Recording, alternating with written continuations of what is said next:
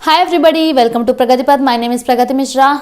इस वीडियो में हम लोग बात करेंगे कि आपके एग्जाम के पास बहुत कम दिन बचे हुए हैं, तो आप किस तरीके से इस समय को यूटिलाइज करें, किस तरीके से क्या क्या चीजें आप इस समय पे करें और क्या क्या चीजों को आप बिल्कुल अवॉइड करें और बिल्कुल भी जिन चीजों को आपको अहमियत नहीं देनी है इस समय पे। तो यहाँ पर मैं आपको कुछ तरीके बताऊंगी किस तरीके से आप लास्ट 1 वीक में रिवाइज कर सकते हैं चीजों को, किस तरीके से पढ़ें और इस समय पे अपनी मेमोरी को इनहेंस करने के लिए क्या करें और अपने दिमाग को रिलैक्स्ड रखने के लिए क्या करें। क्योंकि ये समय ऐसा है कि एकदम आपके दिमाग में हलचल मची रहती है कि ये भी पढ़ लें, वो भी पढ़ लें, वो भी पढ़ लें। इस चक्कर में खिचड़ी सी पक जाती है आपके दिमाग में। तो इस समय पे आप क्या करें, पहली बात तो है कि आप सोर्सेज को लिमिटेड कीजिए कि आप किस किस जगह से पढ़ रहे हैं, इस चीज को आप लिमिट करिए। आप खुद जान सकते हैं कि कौन सा सब्जेक्ट आपको बेस्ट कहाँ पे मिलेगा, तो आप उस सब्जेक्ट की प्रिपरेशन या अपने पूरे सब्जेक्ट की प्रिपरेशन वहां से करिए। दूसरी बात क्या है कि आप ऑफलाइन पढ़ाई पर ज्यादा ध्यान दीजिए। आपका पेपर ऑफलाइन होगा तो आप ऑफलाइन पढ़ाई पर ज्यादा ध्यान दीजिए। तीसरी बात कि आप पढ़ाई किस तरीके से करें, तो इस समय पे पढ़ाई इस तरीके से आप करिए कि जैसे कि अब इतना टाइम नहीं है कि आप पेपर को जो है एक पेपर पढ़ो, फिर जो है 4 उसके ऑप्शन पढ़ो, फिर पेपर क्वेश्चन पढ़ो, 4 ऑप्शन पढ़ो। इस तरीके से आप इस समय पे पढ़ना आप बंद करिए।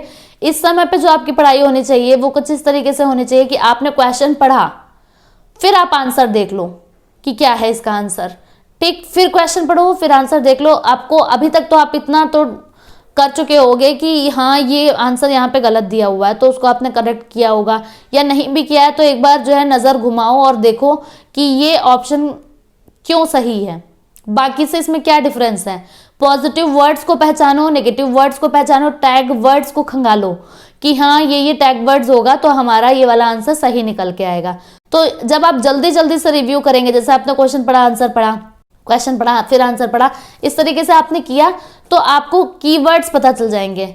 ईवीएस और सीडीपी के मैं आपको पीडीएफ्स भी प्रोवाइड कर रही हूँ, तो उसके लिए टेलीग्राम ज्वाइन करें, डिस्क्रिप्शन बॉक्स में लिंक दिया हुआ है, वहां से आप ज्वाइन कर सकते हैं। और अनअकैडमी पर मैं क्लासेस भी ले रही हूँ 2 बजे से और 3 बजे से। वहां पर अगर आप फ्री क्लासेस लेना चाहते हैं या फ्री क्विज अटेम्प्ट करना चाहते हैं तो आप कोड यूज कर सकते हैं प्रगति मिश्रा 41।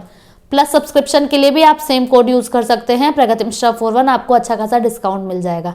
तो इतना यहाँ पर हुआ। 4th चीज आप ये देखिए कि आपको किस तरीके से पढ़ना है। अगर आप नोट्स को पढ़ रहे हैं तो आप फटाफट से नोट्स को पढ़िए, मतलब कि आपको याद करने की जरूरत नहीं है कुछ भी कि हाँ आपने कुछ भी पढ़ा तो आप उसको 2-3 बार याद कर रहे हो, ये नहीं करो। आप बस एक बार फटाफट से रिव्यू कर लो पेज पे। अगर आपको जरूरत लगती है तो आप जो है 3-4 घंटे बाद दोबारा से रिव्यू कर लो। आप इस तरीके से करो। नोट्स ईवीएस के मैं आपको दे ही रही हूँ, उन नोट्स को जरूर से आप 2 बार पढ़ के जाइएगा, ठीक है। टेलीग्राम पे वो भी आपको मिल जाएंगे, तो उससे आपका 25+ मार्क्स का कवर हो जाएगा। 5वीं बात ये है कि आप छोटे छोटे से नोट्स बनाओ। छोटे छोटे से इस समय पे छोटे छोटे से नोट्स, जैसे कि आपने लिखा नेपेंथिस, नेपेंथिस के आगे आप लिख दो कि घटपर्णी पौधा, जगह जगह लिख दो उसकी कि मेघालय में है और ऑस्ट्रेलिया में है और इंडोनेशिया में, इस तरीके से आपने लिखा, ठीक।